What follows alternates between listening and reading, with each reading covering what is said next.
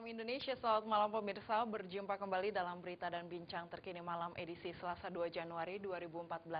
Serangkaian berita telah kami siapkan, diantaranya sekelompok teroris telah menyiapkan pelaku bom bunuh diri untuk melancarkan serangannya, dan Menko Kesra Agung Laksono tinjau kantor BPJS Kesehatan. Saya Nurtanti Purba, berikut berita selengkapnya.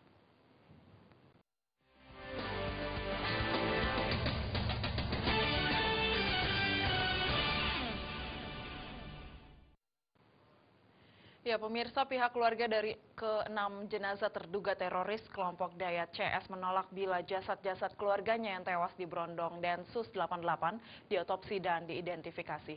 Menurut Musdalifah, ibu angkat dari ke-6 terduga teroris tersebut, ke-6 jasad itu sudah tewas karena ditembak. Sejumlah keluarga dari 6 terduga teroris yang tewas ditembak Densus 88 di Ciputat, Tangerang Selatan, Banten, Kamis siang mendatangi Rumah Sakit Polri Kramat Jati, Jakarta Timur. Mereka datang untuk menjalani proses identifikasi. Proses identifikasi diperlukan untuk mencocokkan diri fisik keluarga dengan ke-6 jenazah terduga teroris yang kini tersimpan di Rumah Sakit Polri. Salah satu proses identifikasi yang dijalankan keluarga teroris ini adalah melakukan tes DNA. Ini jadi lama ini. Ibu nama siapa, Bu? Maaf ya.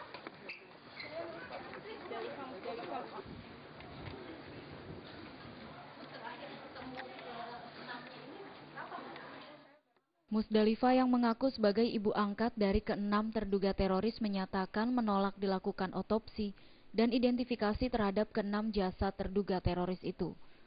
Menurutnya, ke-6 jenazah anak angkatnya sudah jelas tewasnya akibat ditembak. Lebih lanjut, Musdalifah mengatakan keluarga akan menyampaikan surat penolakan otopsi kepada pihak kepolisian. Ya, saya berharap untuk pengurusan jenazah ini dipercepat dan dipermudah karena keluarga permintaannya seperti itu. Maaf, Pak, udah titik. Mau dikuburin di mana, Bu? Tulisannya berapa hari sih, Bu, untuk tergantung tes DNA-nya. Bu, sebentar. Di Pondok Rangon. Jenazah tidak diotopsi. Kenapa, Bu? Alasannya kenapa, Bu? Kenapa diotopsi? Kita berharap jenazah ini tidak diotopsi. Alasannya kenapa, Bu? Ke-6 terduga teroris itu tewas ditembak oleh Densus 88 karena mencoba melakukan perlawanan saat akan ditangkap di sebuah rumah kontrakan di kawasan Ciputat. Ke-6 terduga teroris itu diketahui sebagai anggota kelompok Abu Roban. Dari Jakarta, Vina Simanjuntak dan Wayan Agus melaporkan. Anton alias Septi, seorang terduga teroris yang tertangkap hidup-hidup di Banyumas, Jawa Tengah, mengaku kelompoknya telah menyiapkan pengantin atau pelaku bom bunuh diri untuk meledakkan 50 wihara di Jakarta. Tak hanya wihara, sejumlah penyerangan polsek, tempat ibadah dan kegiatan FAI juga telah disiapkan rapi oleh mereka.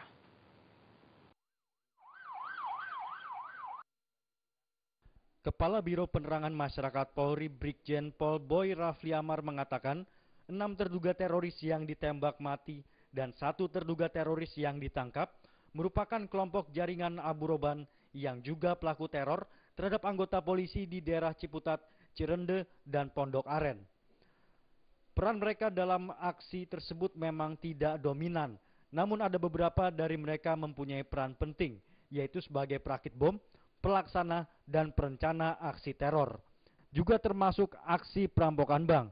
Boy menambahkan dari hasil penyelidikan yang dihimpun Densus 88 terhadap keterangan Anton, ke-6 teroris yang tewas di tempat kejadian saat penggerebekan kemarin, telah menyiapkan pengantin atau pelaku bom bunuh diri terhadap target-target yang telah digambarkan. Target tersebut diantaranya 50 wihara di Jakarta, penyerangan polsek, dan perencanaan kegiatan FAI, yaitu perampokan. Kesemua target tersebut telah digambarkan dan ditandai dalam dokumen dan letak lokasinya.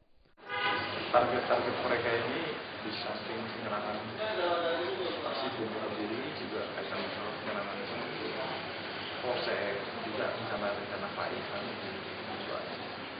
Jadi banyak rencana-rencana mereka, termasuk target-target dari rumah ibadah yang kita dokumen kita temukan itu cukup banyak.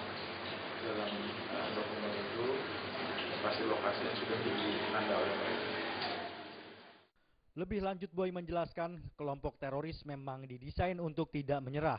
apabila dilakukan penyerangan oleh petugas kepolisian. Karena itu Densus 88 harus melumpuhkan teroris untuk menghindari kejadian fatal. Dari Jakarta, Henry Fajaryadi melaporkan.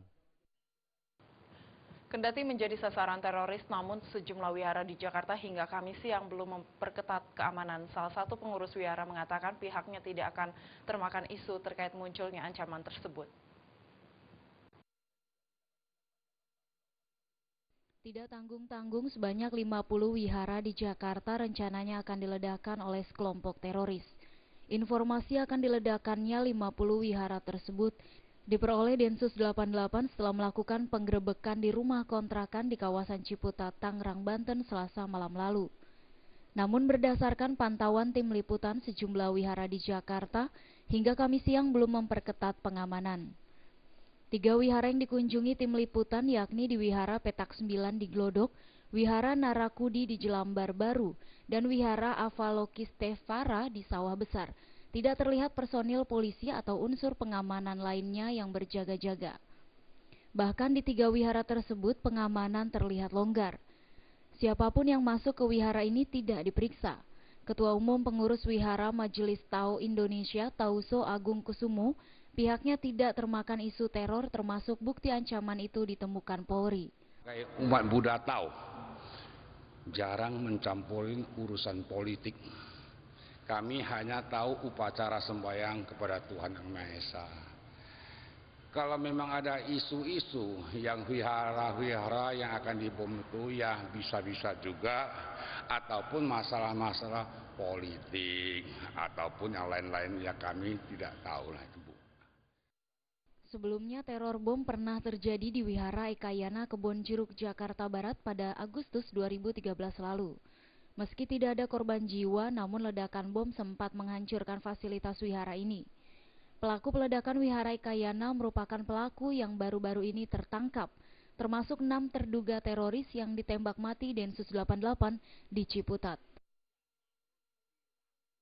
Dari Jakarta, Lisa Indah dan Rifan Alfidian melaporkan. Ya, Menko Kesra Agung Laksono tinjau kantor BPJS Kesehatan. Informasi tersebut akan kami hadirkan sesaat lagi.